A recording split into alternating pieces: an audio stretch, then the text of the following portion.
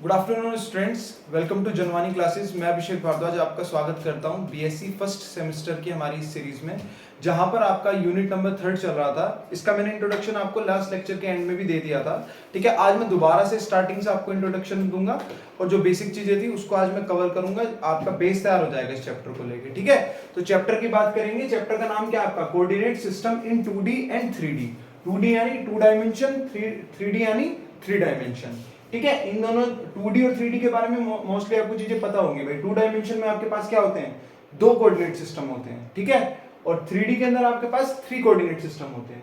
लेकिन 3D थोड़ा complicated है। ठीक है, इसे भी हम पढ़ेंगे। सबसे पहले हम समझते हैं कोऑर्डिनेट सिस्टम क्या होता है। ठीक है, तो देखो, अगर मैं कोऑर्डिनेट सिस्टम की बात करूं, कोऑर्डिनेट सिस्टम, देखो कोऑर्डिनेट सिस्टम आपका बेसिकली एक पॉइंट ऑफ रेफरेंस होता है। ठीक है, एक रेफरेंस पॉइंट होता है जो किसी भी पार्टिकल की वेलोसिटी, पोजीशन, एक्सेलरेशन, ठीक है, या कोई भी अदर पैरामीटर को डिस्क्राइब करता है। इसी को हम क्या बोलते हैं? हमारा कोऑर्डिनेट सिस्टम। ठीक है, तो अगर हमें कोऑर्डिनेट सिस्टम की डेफिनेशन लिखनी होगी तो किस तरीके से लिखनी होगी? Reference frame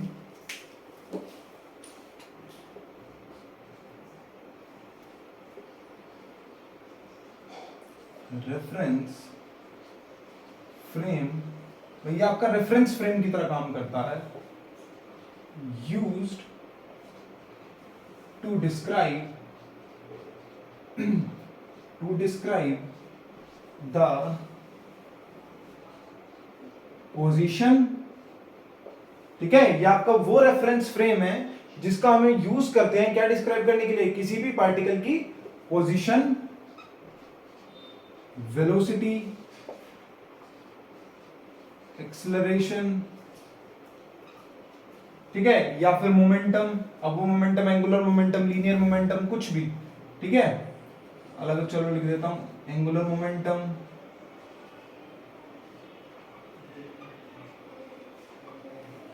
linear momentum,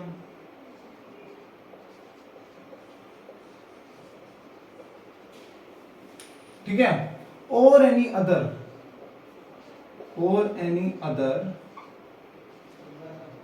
such parameters of the particle. ठीक है, इसी को हमारा क्या बोलते हैं? इसी को हम बोलते हैं हमारा कोऑर्डिनेट सिस्टम। ठीक है, तो एक बार दोबारा से इस डेफिनेशन को पढ़ो। कोऑर्डिनेट सिस्टम हमारे पास क्या होता है? ये हमारे पास एक रेफरेंस फ्रेम होता है, यानी इस तरीके का आपका कोई एक फ्रेम होता है जो कि डिनोट किया जाता है किससे? X axis, y axis, z axis. ये आपका क्या है? एक्स एक्सिस, ये आपका है वाई एक्सिस, और ये आपका क्या है? Z axis. तो ये देखो, ये मेरे पास एक रेफरेंस फ्रेम होता है। ठीक है, मान लो मैंने अपना पार्टिकल मान लिया है पी पार्टिकल। ठीक है, पी पार्टिकल मान लिया है, तो इस पी पार्टिकल की पोजीशन को डिस्क्राइब करने के लिए भाई कि एक्स एक्सिस के अलोंग क्या पोजीशन है इसकी, वाई एक्सिस के अलोंग क्या पोजीशन है, या फिर जेड एक्सिस के अलोंग इसकी क्या पोजीशन है, इसी को डिस्क्राइब करने के लिए क्या यूज किया जाता है? इस कोऑर्डिनेट सिस्टम को रेफरेंस किया जाता है। ठीक है, सो ये आपका रेफरेंस फ्रेम है जो कि यूज किया जाता है डिस्क्राइब करने के लिए पोजीशन को, वेलोसिटी को, एक्सेलरेशन को, लीनियर मोमेंटम को, एंगुलर मोमेंटम को, या फिर कोई भी अदर पैरामीटर जो भी बच गया वो भी। ठीक है, सभी पैरामीटर को मेजर करने के लिए, ठीक है, या फिर डिस्क्राइब करने के लिए हम कोऑर्डिनेट सिस्टम का यूज करते हैं। ठीक है, यहां तक तो कोई डाउट नहीं होगा। अब देखो, कोऑर्डिनेट सिस्टम जो हम इन चीजों को यूज करते हैं ना, वो आपके 3 टाइप के होते हैं। ठीक है, चलो पहले आप एक बार इसका स्क्रीनशॉट ले लो, फिर मैं आपको टाइप्स बाद में आराम से समझाता हूं, है ना। तो एक बार आप पहले इसका स्क्रीनशॉट लो, फिर मैं आपको बताता हूं टाइप्स।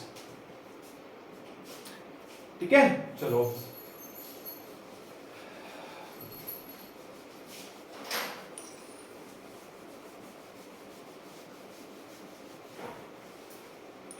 तो बच्चों देखो, अगर मैं कोऑर्डिनेट सिस्टम के टाइप्स की बात करूं तो इन चीजों को डिस्क्राइब करने के लिए हमारे पास देयर आर टोटल 3 टाइप्स जो आपके सिलेबस में है। ठीक है, तो आपके 3 टाइप के कोऑर्डिनेट होते हैं,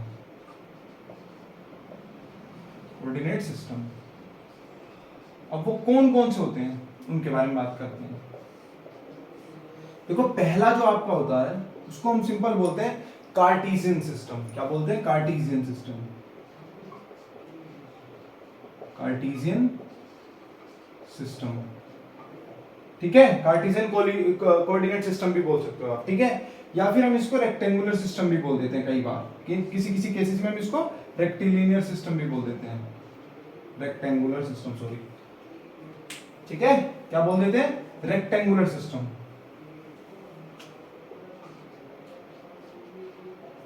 रेक्टेंगुलर सिस्टम भी बोल देते हैं, ठीक है।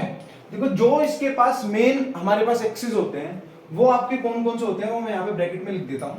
इसके पास आपके एक्स एक्सिस, वाई एक्सिस और जेड एक्सिस, यानी जो पैरामीटर्स होते हैं पार्टिकल के पास, जो पार्टिकल के पास पैरामीटर होते हैं वो हम एक्स वाई जेड की हेल्प से यहाँ पर दिखाते हैं कार्टेशियन सिस्टम के अंदर। लेकिन जो आपका स्फेरिकल सिस्टम होता है, क्या होता है? जो आपका स्फेरिकल सिस्टम होता है, दूसरा आपका होता है स्फेरिकल कोऑर्डिनेट सिस्टम, ठीक है। स्फेयर या स्फेरिकल, स्फेरिकल सिस्टम, ठीक है। इसमें हम तीन चीजों का यूज करते हैं। वो आपका क्या है? देखो आर, थीटा और एक एंगल हो गया आपका फाई। इन तीन एंगल, इन तीन कोऑर्डिनेट सिस्टम का हम यूज करते हैं, इन तीन चीजों का हम यूज करते हैं किसी भी पार्टिकल के पैरामीटर्स को समझाने के लिए, ठीक है। अभी सिर्फ मैं इंट्रोडक्शन दे रहा हूं आपको, जस्ट नॉर्मली बता रहा हूं, ठीक है। बाद में मैं आपको बताऊंगा अच्छे से ये निकाल कर भी, और किस तरीके से हम कार्टेशियन कोऑर्डिनेट से स्फेरिकल कोऑर्डिनेट में जा सकते हैं, स्फेरिकल कोऑर्डिनेट से कार्टेशियन कोऑर्डिनेट में जा सकते हैं। ये सब भी मैं आपको बताऊंगा, तो इसमें कोई आपको टेंशन लेने की बात नहीं है, ठीक है।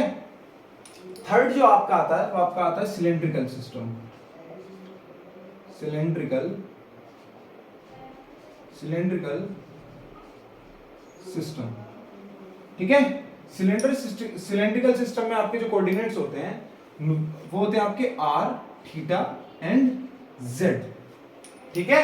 आर, थीटा एंड जेड, तो ये आपके तीन टाइप्स के कोऑर्डिनेट सिस्टम होते हैं। तो अब लाइन बाय लाइन हम सीक्वेंस के साथ चलेंगे, और सबसे पहले हम क्या पढ़ेंगे? सबसे पहले हमारे पास आएगा कोऑर्डिनेट सिस्टम, या फिर हम इसको क्या बोलते हैं? रेक्टेंगुलर सिस्टम, ठीक है। तो सबसे पहले हम डिस्कस करेंगे किसके बारे में? हमारे पास कोऑर्डिनेट कार्टेशियन सिस्टम आखिर होता क्या है, ठीक है। तो सबसे पहले हम अपना फर्स्ट टाइप आज कवर करेंगे, ठीक है। तो पहले आप इसका स्क्रीनशॉट लो, फिर मैं फर्स्ट टाइप पे चलूंगा, ठीक है। स्क्रीनशॉट ले लो।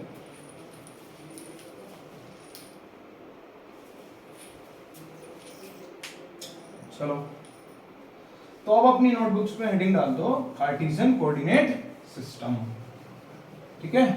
चलो,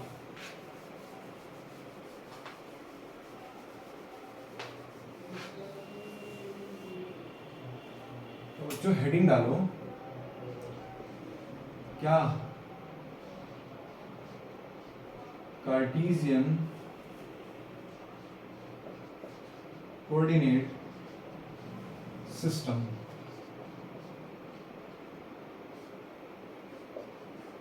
कार्टेशियन कोऑर्डिनेट सिस्टम, ठीक है।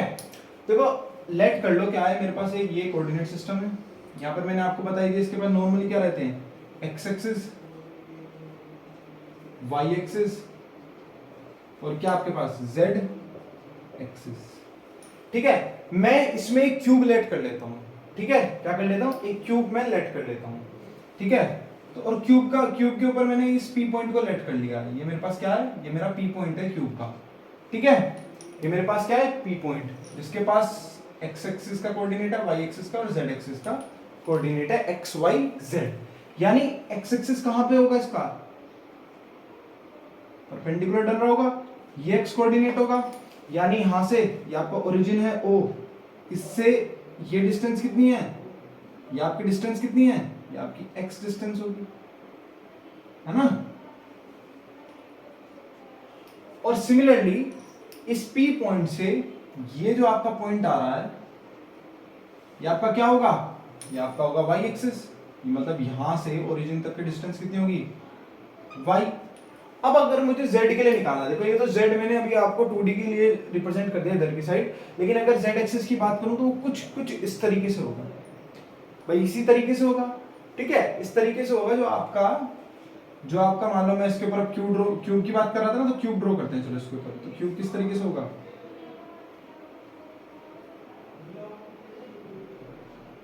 तो ये आपका क्यूब है,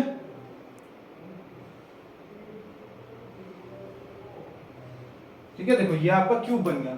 तो देखो यही अगर क्यूब बन, अगर मैं मान लो बॉक्स ले लूं एक, तो बॉक्स इस तरीके से ही होगा। तो अगर मैं जेड एक्सिस से परपेंडिकुलर डालूंगा तो वो देखो यही तो डल रहा है, यही तो है जेड एक्सिस का परपेंडिकुलर। भाई जेड एक्सिस पे परपेंडिकुलर।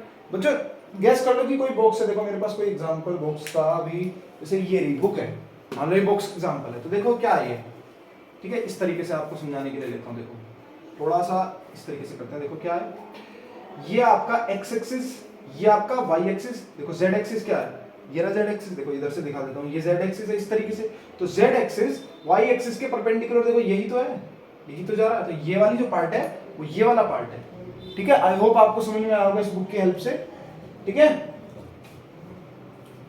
आई होप आपको समझ में आया होगा मैं क्या समझाना चाह रहा हूं।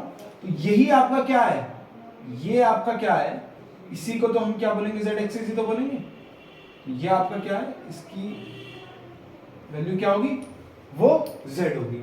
तो इस तरीके से आप रिप्रेजेंट कर सकते हैं किसी भी पॉइंट को, ठीक है, किसी भी पॉइंट को कार्टेशियन कोऑर्डिनेट में, ठीक है। इसी तरीके से तो रिप्रेजेंट कर सकते हैं। भैया आपका x एक्सिस हो गया, ये आपका y एक्सिस हो गया, और ये आपका क्या होगा, z एक्सिस हो गया। आई होप इसमें तो आपको कोई डाउट नहीं होगा, ठीक है। तो कार्टेशियन कोऑर्डिनेट में बेसिकली आपके पास कितने आप किसी भी पार्टिकल की पोजीशन को, वेलोसिटी या किसी भी पैरामीटर को किससे रिप्रेजेंट कर सकते हो, x एक्सिस, y एक्सिस और z एक्सिस से रिप्रेजेंट कर सकते हो, है ना। सो अगर आपको यहाँ पे लिखना है एक इस तरीके से आप ड्राइंग बना सकते हो, ठीक है। और उसके बाद आपको क्या लिखना है, इन कार्टेशियन कोऑर्डिनेट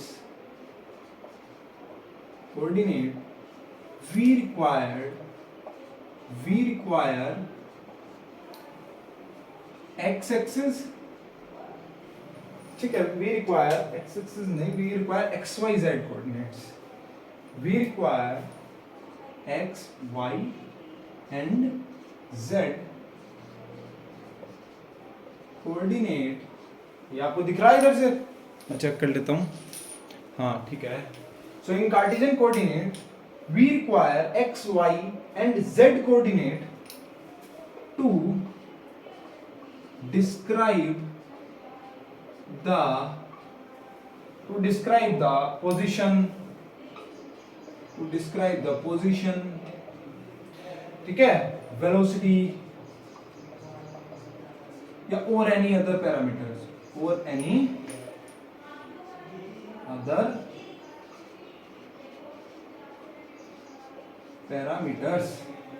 ठीक है। तो पहले आप ये ड्रॉ करो। अब मैं आपको कार्टेशियन कोऑर्डिनेट में किस तरीके से हम डिस्प्लेसमेंट निकाल सकते हैं, किस तरीके से हम वेलोसिटी निकाल सकते हैं, या फिर किस तरीके से हम एक्सेलरेशन निकाल सकते हैं, इसे बताऊंगा, ठीक है। पहले आप इसका स्क्रीनशॉट लो, फिर मैं और आगे थोड़ा कार्टेशियन कोऑर्डिनेट में बढ़ता हूँ, ठीक है। इसका स्क्रीनशॉट लो आप फटाफट से। चले बच्चों आगे, चलो ले लिया ना स्क्रीनशॉट, नहीं लिया हो तो हल्का सा बैक करके पॉज करके स्क्रीनशॉट ले लेना, ठीक है।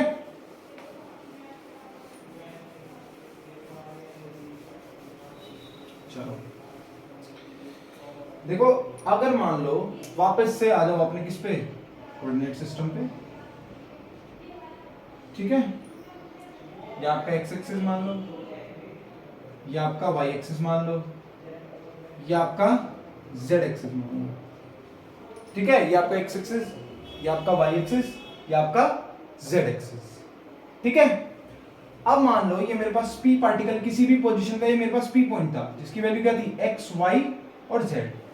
फॉर एग्जाम्पल इसने अपनी पोजीशन को डिस्प्लेस किया, यानी ये अपनी पोजीशन पे, इसने अपनी पोजीशन पे क्या दिखाया, मूवमेंट दिखाया, यानी इसने अपनी पोजीशन को चेंज किया।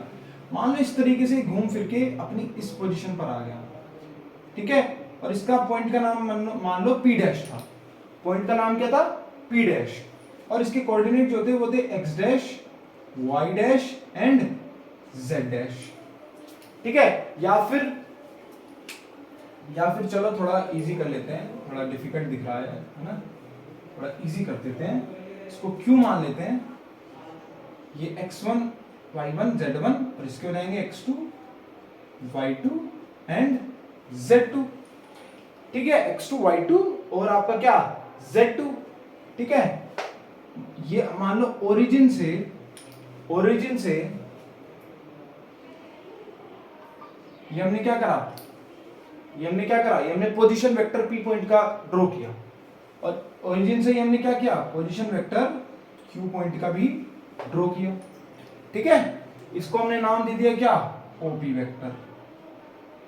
ठीक है, OP वेक्टर, इसका नाम हमने रख दिया क्या, OQ वेक्टर।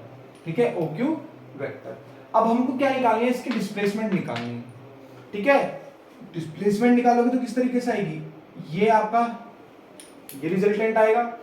ठीक है, जिसका नाम क्या होगा, PQ वेक्टर, PQ वेक्टर। तो अगर आपको PQ वेक्टर निकालना है तो आप किस तरीके से निकालेंगे, भाई आप क्या करेंगे, OP vector minus OQ vector ही तो करेंगे। क्यों करेंगे, क्योंकि यहां मैंने लगाया है ट्राइंगुलर लो, किसका, वेक्टर का ट्राइंगुलर लो। वो आपका क्या बोलता है, हेड टू टेल। याद करो मैंने आपको वेक्टर में पढ़ाया था क्या, अगर एक पार्टिकल का हेड इधर खत्म हो रहा है और वहीं से दूसरे की टेल शुरू हो रही है, तो रिजल्टेंट जो है वो दूसरे की टेल से पहले वाले की हेड पे बनेगा। ठीक है, यही मैंने आपको बताया था। ठीक है, यही बताया था, याद है ना अच्छे से। ठीक है, तो अब ध्यान से देखो, ये आपका क्या है, आपका रिजल्टेंट है। यही तो होता था भाई रिजल्टेंट। मान लो ये A वेक्टर था, ये B वेक्टर था, तो ये रिजल्टेंट क्या होता था, A vector plus B vector. तो अगर आप इसके अकॉर्डिंग जाएंगे तो देखो इधर ये है आपका। ठीक है, तो पहले वाले का हेड खत्म, दूसरे वाले की टेल शुरू, यानी ये जो आपका किस तरीके से होता कि भाई OP वेक्टर। ठीक है, कैसे होता आपका OP वेक्टर। ठीक है, हाँ, OP वेक्टर प्लस आपका क्या होता, इसके अकॉर्डिंग चलो, OP वेक्टर प्लस आपका मतलब A vector plus B vector, OP vector plus PQ vector equals to क्या, OQ वेक्टर, इक्वल्स टू क्या, OQ वेक्टर। ठीक है, हल्का सा मैंने गलत लिख दिया इसका मतलब। तो आपका देखो क्या होता भाई, इसके बच्चों इससे कंपैरिजन करना। ठीक है, देखो A vector plus B vector होता है, यानी पहले वाले का हेड खत्म, जहां से दूसरे वाले की टेल शुरू। तो पहले वाले का हेड खत्म, दूसरे वाले की टेल शुरू, यानी क्या होता आपका OP वेक्टर प्लस आपका क्या होता PQ वेक्टर, बराबर किसके आता आपका, ये बराबर आता आपके OQ वेक्टर के। क्योंकि OQ वेक्टर आपका क्या काम करता, OQ वेक्टर आपका काम करता किसका, रिजल्टेंट का काम करता। तो यहां से आपका PQ वेक्टर क्या आता, OQ वेक्टर माइनस क्या, OP वेक्टर। अब देखो क्या है, अगर मान लो मुझे निकालना है अपना क्या, OP वेक्टर। अगर मान लो मुझे अपना OP वेक्टर निकालना है, तो देखो मैं क्या करूंगा, यहाँ पे मैं इस आई कैप को लेट करूंगा। आई कैप क्या है आपका यूनिट वेक्टर है अलोंग एक्स एक्सिस, और यहाँ पे आपका क्या है, ये वाई कैप क्या है आपका, unit vector along Z axis, और ये क्या है आपका के कैप, ये क्या है, unit vector along Z axis. ठीक है, सो जो आपका OP वेक्टर आता वो किस तरीके से आता आपका OP वेक्टर, किस तरीके, बच्चे क्या बोलते हैं, इंट्रोडक्शन क्लास है। ठीक है, अभी ये सब कुछ चीजें मैं आपको समझा रहा हूं, देखो इसमें थ्योरी कुछ नहीं है, जो चीज मैं आपको लिखवा रहा हूं वही आपकी मेन थ्योरी है। ठीक है, और इस चैप्टर को समझना ज्यादा इंपॉर्टेंट इसलिए क्योंकि इससे आपके क्वेश्चन बनेंगे। ठीक है, इस चैप्टर से आपके मेनली जो आएंगे वो क्वेश्चंस ही आएंगे, तो ध्यान से इस चैप्टर को पढ़ो। ठीक है, चलो फिर अब आपका जो OP वेक्टर है वो आप किस तरीके से लिख सकते हैं, वो आप लिखेंगे x1 i cap, x2 j cap plus x3 k cap. ठीक है, और फिर आपका अगर आपको OQ वेक्टर लिखना है तो वो किस तरीके से लिखेंगे, x1 i cap, x2 j cap और x3 सॉरी ये थोड़ा सा बच्चों में से गड़बड़ हो गई, यहाँ पर y आना था, यहाँ पर z आना था, सिमिलरली इधर होना था। ठीक है, चलो, तो ये आपको होता है x1 i cap, y1 j cap और z1 k कैप। या था आपका x2 i cap, y2 j cap और z3 k कैप। इस तरीके से रिप्रेजेंट करते हैं आप। तो जो आपका डिस्प्लेसमेंट वेक्टर आता, वो आपका किस तरीके से आता, OQ में से, यानी x2 i cap plus y2 j cap plus z3 के कैप, सॉरी Z2 ही आना है यहाँ पे, Z2 जे कैप। इसमें से आपको क्या कर देना, माइनस कर देना है किसे, मैं नीचे लिख देता हूँ थोड़ा सा, ठीक है, माइनस कर देना है किसको, x1 i cap, y1 j cap और z1 k कैप को। तो आपका PQ वेक्टर क्या बन जाएगा, क्या बन जाएगा आपका PQ वेक्टर, ये आपका बन जाएगा x2 minus x1 i cap plus y2 minus y1 j cap और प्लस z2 minus z1 k cap. ध्यान से देखो आपका क्या हो रहा है, final minus final position minus initial position, final position minus initial position, final position minus initial position. ये आपकी क्या है, यही तो डिस्प्लेसमेंट होती है और यही डिस्प्लेसमेंट आपकी आ रही है, ठीक है। तो आपकी PQ ये आपका क्या आ जाएगा, डिस्प्लेसमेंट वेक्टर, क्या आ जाएगा, डिस्प्लेसमेंट वेक्टर ये आपका आ जाएगा, ठीक है। ये आपका क्या आ जाएगा, डिस्प्लेसमेंट वेक्टर। मैं चाहूं तो इसे डेल x डेल y और डेल z से रिप्रेजेंट कर सकता हूं। डेल क्या मतलब डेल्टा, डेल ये आपको क्या दिखाएगा, ये आपका चेंज को रिप्रेजेंट करता है, उसको रिप्रेजेंट करता है, चेंज को रिप्रेजेंट करता है, ठीक है। ये आपका रिप्रेजेंट करता है किसको, चेंज को। इसको मैं किस तरीके से लिख सकता हूं, और कि भाई आपका PQ वेक्टर बराबर x i cap j cap और आपका क्या k कैप। आप इस तरीके से भी इसको क्या कर सकते हैं, रिप्रेजेंट कर सकते हैं, ठीक है। ये तो चलो हो गया आपका क्या, डिस्प्लेसमेंट। मान लो इसी में ही मुझे वेलोसिटी निकालनी पड़ जाए, अगर मान लो मुझे इसी में ही वेलोसिटी निकालनी पड़ जाए, तो वेलोसिटी मैं किस तरीके से निकालूंगा, ठीक है, वेलोसिटी में किस तरीके से निकालूंगा। अच्छा, PQ वेक्टर को आप अब जब आप रिप्रेजेंट कर रहे हैं तो अब आप इसको रिप्रेजेंट करते हैं डेल R से, ठीक है। R क्या है, R आपकी डिस्प्लेसमेंट वेक्टर है, ठीक है। चलो फटाफट अब आपने रिप्रेजेंट कर दिया, एक बार इसका स्क्रीनशॉट लो, फिर मैं आगे बढ़ता हूं,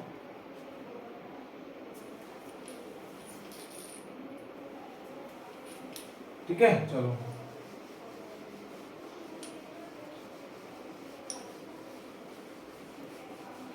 याद रखना आपका, मैंने अभी क्या करवाया है, डिस्प्लेसमेंट वेक्टर को, ठीक है।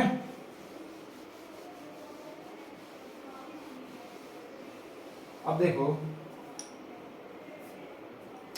मुझे क्या निकालनी है, वेलोसिटी,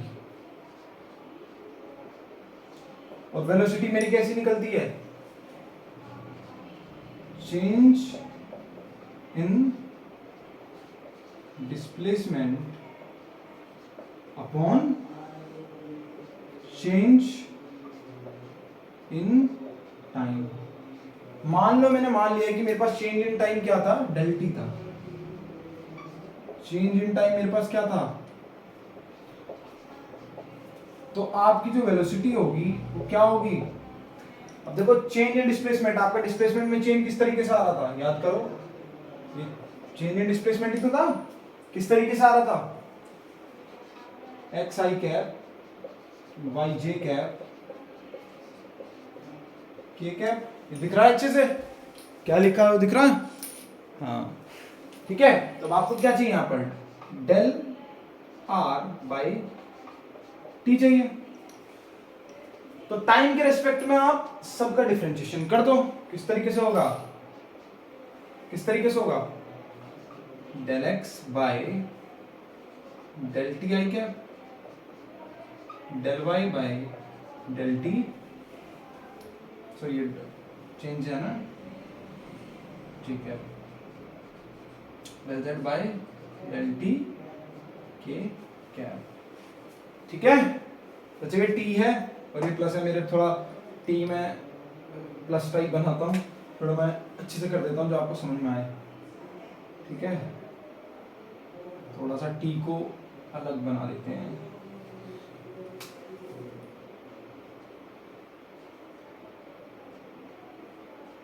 अब ठीक है, अब थोड़ा डिफरेंस पता चल क्या होगा, ठीक है। मान लो मेरे पास जो डिस्प्लेसमेंट है वो काफी छोटी है, देखो ये साइन रिप्रेजेंट करता है लार्ज डिस्प्लेसमेंट को। मान लो मेरे पास जो चेंज हो रहा है वो कैसा हो रहा है, वो काफी स्मॉल चेंज है, ठीक है, तो फॉर स्मॉल चेंज मैं वेलोसिटी को किस तरीके से लिख सकता हूं, किस तरीके से लिख सकता हूं, देखो यहां पर मैं लिख सकता हूं dx by D T I cap, dy by D T J cap, dy by D T K cap, dy by D Z K cap. और अब मैंने आपको बताया ये किस तरीके से रिप्रेजेंट कर सकता हूं मैं रिप्रेजेंट कर सकता हूं किस तरीके से, x dot i cap, y dot j cap और क्या z डॉट के कैप, ये मेरे पास आ जाएगी वेलोसिटी। ठीक है, अब मान लो मुझे यहीं पे क्या निकालना हो, मुझे मैग्नीट्यूड निकालना पड़ जाए। देखो अच्छा, मैं मैग्नीट्यूड किस तरीके से निकाल सकता हूं, किस तरीके से मैं मैग्नीट्यूड निकाल सकता हूं, मान लो मुझे मैग्नीट्यूड निकालना पड़ जाए, मैग्नीट्यूड मैं किस तरीके से निकालूंगा, अंडर रूट कर दूंगा मैं, क्या अंडर रूट क्या हो जाएगा, x dot square y dot square plus z dot square, ये मेरे पास क्या आएगी, ये मेरे पास वेलोसिटी का मैग्नीट्यूड आ जाएगा। क्या आ जाएगा, वेलोसिटी का मैग्नीट्यूड। अगर मान लो मुझे क्या निकालना पड़ जाता, अगर मान लो मुझे किसका निकालना पड़ जाता मैग्नीट्यूड, यहीं पे अगर मुझे डिस्प्लेसमेंट का निकालना पड़ जाता तो मैं क्या कर देता, x square y square z square कर देता। वहां तो बिल्कुल सिंपल ही हो जाता। ठीक है, वहां तो आपको कोई डाउट ही नहीं होगा मेरे ख्याल से। ठीक है, तो ये आपका वेलोसिटी का मैग्नीट्यूड आ गया। ठीक है, अब मान लो मुझे एक्सेलरेशन निकालनी पड़ती, क्या निकालनी पड़ती, एक्सेलरेशन निकालनी पड़ती। ठीक है, तो याद रखो अभी आपका वेलोसिटी में चेंज क्या चल रहा है भाई, अभी अब मैं स्मॉल चेंज की रेट लूंगा तो क्या है, dx by dt, dx by dt तो है। ठीक है, पहले आप इसका स्क्रीनशॉट लो फिर मैं आगे बढ़ता हूं। देखो ठीक है, डन। चलो तो यहीं से कर देते हैं, चलो एक्सेलरेशन, वेलोसिटी की जगह एक्सेलरेशन लिख देंगे, डिस्प्लेसमेंट की जगह वेलोसिटी आ जाना। ठीक है, तो देखो आपका एक्सेलरेशन क्या होता है, एक्सेलरेशन क्या होता है आपका, change in what, change in velocity. यानी आप एक्सेलरेशन को किस तरीके से रिप्रेजेंट कर सकते हो, dv बाई dt, और v आपका क्या है, देखो क्या है, d बाई dt थोड़ी देर के लिए बाहर रख लो, v आपका क्या है, dx by dt I cap, dy by dt j cap और dz बाई dt के कैप, यही है। ठीक है, अब dx बाई dt को हम कैसे लिख सकते हैं, x डॉट। ठीक है भाई, x डॉट लिख सकते हैं, तो क्या हो जाएगा, इसको मैं किस तरीके से लिख सकता हूं, इसको मैं लिख सकता हूं, आपका जो एक्सेलरेशन होगा वो किस तरीके से लिख सकता हूं, यहां पर आ जाएगा d by D t x dot i cap, y dot j cap, z dot k cap.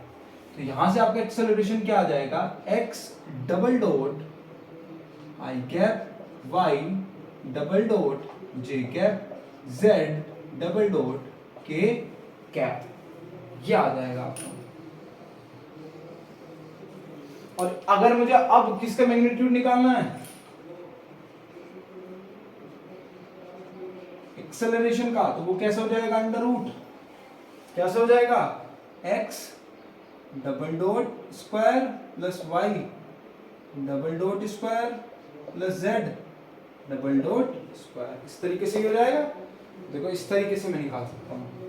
ठीक है, आई होप आपको ये चीजें क्लियर हो गई होंगी। ठीक है, तो आज के लिए मैं इतना ही रखता हूँ। ठीक है, बाकी जो बची हुई चीजें हैं और जो आपके नए टाइप के कोऑर्डिनेट सिस्टम्स हैं उनको हम नेक्स्ट लेक्चर में डिस्कस करेंगे। ठीक है बच्चों, आज के लिए इतना रखते हैं। हाँ, और लास्ट चीज, ठीक है, कि आपको अगर कोई भी डाउट रहे तो आप कमेंट सेक्शन में मुझे बेझिझक होकर बता देना, आपको सॉल्यूशन प्रोवाइड किया जाएगा। ठीक है, चलो आज के लिए इतना रखते हैं, बाय, थैंक यू।